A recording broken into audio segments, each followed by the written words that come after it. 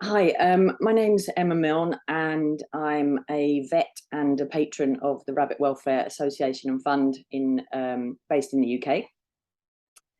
I would love to say, on behalf of all of us, a massive thank you to famous Fido for including us in this. Sounds like it's going to be a great day, and maybe one day we'll be able to do it in person. That'd be nice. So I'm going to tell you a little bit about us. We actually started out long before I joined as the British House Rabbit Association in 1995. But it very soon became clear that it wasn't just house rabbits that we were looking after, and there were lots and lots of welfare issues that needed tackling. So in 2000, we rebranded as the Rabbit Welfare Association, which was things like our supporter magazine, and the Rabbit Welfare Fund, which is the sort of lobbying and education and more sort of government side of things. We're the only rabbit-only charity in the UK that is a non-rescue.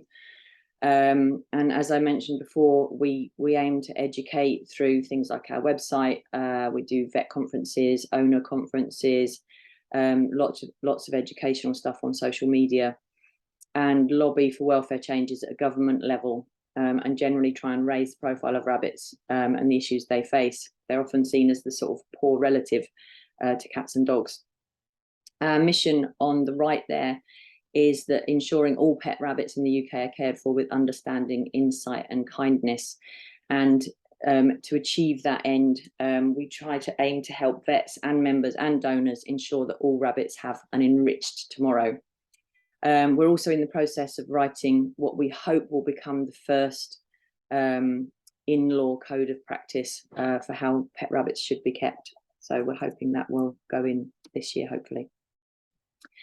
RWAF has always been based very much on welfare and ethics. Earlier this year, we had a full-day conference purely devoted to welfare and ethics, and we had a great lineup of speakers looking at all the welfare needs and other things like extreme conformation, showing the way rabbits are kept, diet, and things like the ethical practices of trancing, which you may not know. This photograph in the top right there is a rabbit being tranced at a show, which is quite a stressful, well, the most stressful state that you could put a rabbit into, which is still quite commonly done, unfortunately. And we find all the time that the major welfare issues come up over and over again for pet rabbits. And I suspect this isn't just in the UK. So talking from our population point of view, they're the third most popular pet, about 1 million rabbits. And we discussed the fact that vets actually, as a profession, we need to do more to try and recognise their specific needs, because we're very well placed to try and help owners improve their welfare at home, because it's not just about trying to educate future rabbit owners, but there's lots of stuff we could do to help improve the lives of rabbits that are already being kept as pets. Diet is still a massive problem. Too many people still feeding things like muesli style foods, and not enough, too much dry food in general, not enough long fibre like hay and grass. And this is a big cause of dental disease and problems like obesity and fly strike that are related to that. A staggering almost half of the rabbits in the UK are still kept on their own. They're social creatures. They should have social contact with other rabbits. And we have a great charity called the PDSA. They produce this poor report every year that looks at dogs, cats and rabbits and how well educated owners are about their welfare needs. And this is a massive problem, this isolation. Is something that we really do need to tackle. Lots of them have no freedom of choice about when to exercise or get out of their hutch. We know that freedom of choice is really important for mental well-being in animals and humans. And rabbits are what we call crepuscular, so they like to be active at dawn and dusk. So if we try and take them out of a hutch and put them in a run when it suits us, it's often convenient for us, but completely inappropriate for the rabbits.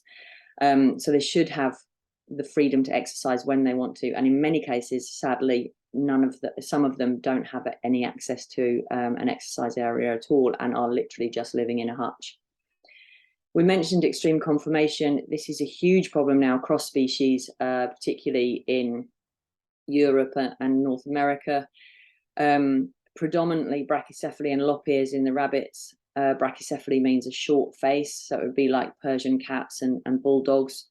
But there are lots of breeds now that are brachycephalic in rabbits, which has a huge impact on their dental, the fact that their teeth don't line up, which causes a lot of issues. And about half the rabbits in the UK are lop-eared. And this is a big cause of things like ear base abscesses and ear trauma, and is very, very unnatural. You don't find that in the wild. Showing prey animals is very problematic. Rabbits are often shown with predator species, which is very stressful, just being taken away from their companions and travelled and exposed to strangers and strange noises. Often in a show environment, they're handled excessively, tranced, as I mentioned, and they're very often not given anywhere to hide while they're at the show. So that's very problematic. The big thing that we want to get across to people here as well is that rabbits are not suitable pets for children. They're often bought as children's pets. They're neglected. They're difficult to handle. They can become aggressive because they're bored and frustrated. And actually, during the discussion, it came up, can we ever fully meet their needs in captivity when you see how they might live in the wild? So it's clear we still have a lot to do. So over to you. Thanks very much for letting us tell you a little bit about our work. Have a look at the website. There's loads of great information on there for all sorts of people who are involved with rabbits, anything, and lots of ways that you can help.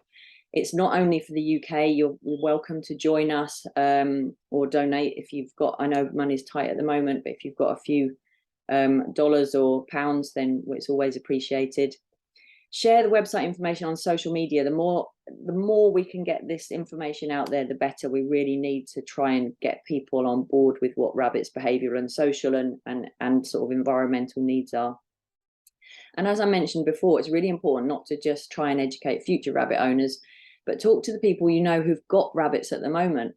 They might have a rabbit living on its own in a hutch. They could perhaps adopt a rabbit to bond it with and think about getting, you know, an exercise run that's attached to the hutch. So there's lots of things we can do to help the rabbits that are already there.